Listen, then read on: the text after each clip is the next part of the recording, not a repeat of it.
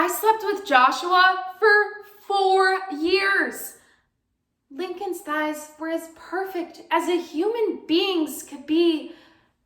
These are actual quotes found by the New York Times from Abraham Lincoln and his law firm partner. Miss O'Connor, wait, I swear this is my presentation. Please don't call the office. I'm not talking about sex. I'm talking about queer history. In fact, according to a 2019 study conducted by the Trevor Project, a whopping 63% of all students say they've never learned about queer history in school. And fellow APUSH students, I know what you must be thinking. Sadie, we know you're a genius, but why should we listen to you on this topic? You clearly haven't noticed my nose piercing or my statement blazer. Now that I've come out to you, let's explore why queer history has been so hidden, how this has detrimental effects on the development of queer students, and how we can stop sweeping the side of history under the rug. Because history must include the whole story. One of the main reasons teachers hesitate to teach queer history in school is because they view talking about queer people as effectively talking about sex in the classroom. Something our beloved Miss O'Connor would definitely take issue with. We were all there for that vaping assembly, right? I know you were, Brandon. Court mandated. Bethany Leonardi, teacher and co-founder of charity A Queer Endeavor, explains the root of this fear perfectly. Teachers worry that lessons will be inappropriate or focused on sex. But people are not inappropriate. It's possible to talk about the many ways LGBTQ people have made history without getting into their sex lives any more than one would when discussing straight people in history. Now, I know I didn't exactly give the perfect example of this with my Lincoln quotes, but there's a way to acknowledge these sides of historical figures, and it can even help students understand them more. After all, that's why Lincoln's hat was so big. It's full of secrets. However, it may not always be up to the teachers to include queer history or quistory into their curriculum. In fact, according to Olivia Waxham of Time magazine, laws in 6 states ban the promotion of homosexual lifestyles, and laws geared towards sex ed classes can further deter LGBTQ history efforts.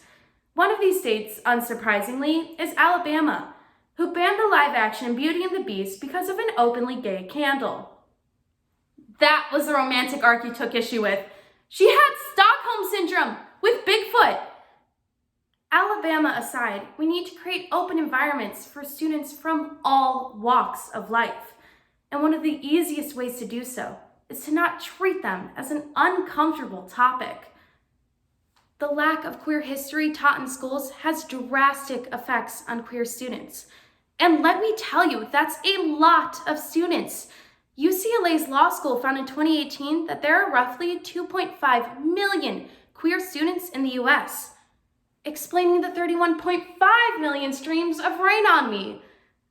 That's 2.5 million students whose identity is being deemed controversial or treated as if it didn't exist until now.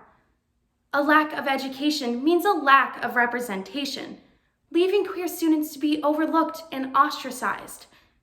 It's easy to become hopeless when you are being treated as if your community, and by extension you, don't matter.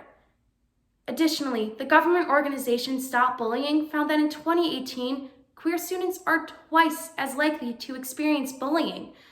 And not much is stopping this from happening. Bullies are being shown in our curriculum that being queer doesn't exist, encouraging them to take homophobia from their home lives to school. In case you didn't notice, Brandon, I'm subtweeting you, Mr. No Homo. On a more serious note, it's no surprise that these issues can create serious psychological harm in queer students. In fact, according to the Journal of Adolescent Health, from 2015 to 2018, 24% of suicide deaths in young teens were among LGBTQ youth. This is tragic and grossly disproportionate.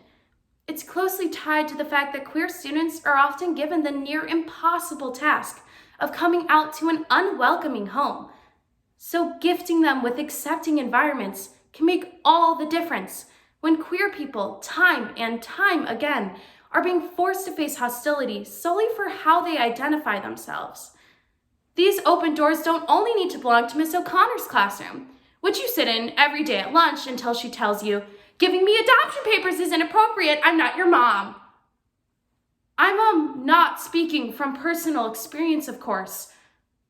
Again, hostile classrooms and classmates can do a serious number on LGBTQ students. However, progress is simple. For such a deep-rooted and daunting issue, there luckily is a clear and obvious solution. We must incorporate LGBTQ history into our school's curriculum. Representing all sexual and gender identities in our classes can help loosen the tight grip homophobia has on our school system and our society at large. In fact, according to that same 2019 study conducted by the Trevor Project, LGBTQ students in schools with queer inclusive curriculums were 22% less likely to feel unsafe because of their sexual orientation and 15% based off of their gender expression. The importance of this finding is monumental. Even I know that's a huge difference, and I suck at math. Pythagorean theorem? Never heard of her.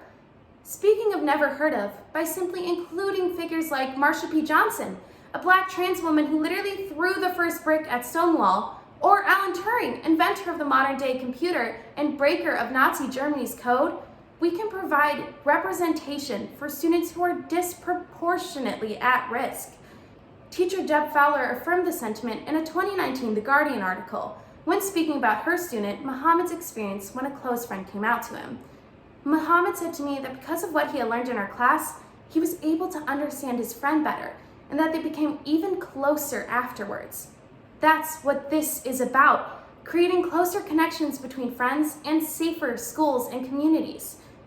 This experience doesn't have to be unique to Muhammad. Straight and cis students everywhere will be able to understand their queer classmates and friends better. Maybe we can even help Brandon. Just kidding, we shouldn't play God. This improvement may even help some queer students embrace their queerness and live a more fulfilling, free life. And literally all you have to do is talk about how maybe Honest Abe was honestly like super gay. Now that we've worked through the causes of this historical revisionism, the impact that it has on students, and what steps to take to foster more empathetic school communities, I hope our school and others can open some chapters in our history textbooks. Because in the immortal words of the incomparable Fat Amy from Pitch Perfect, let's be honest, we need to stop hiding queer history from students because love is love, representation matters, and knowledge is power.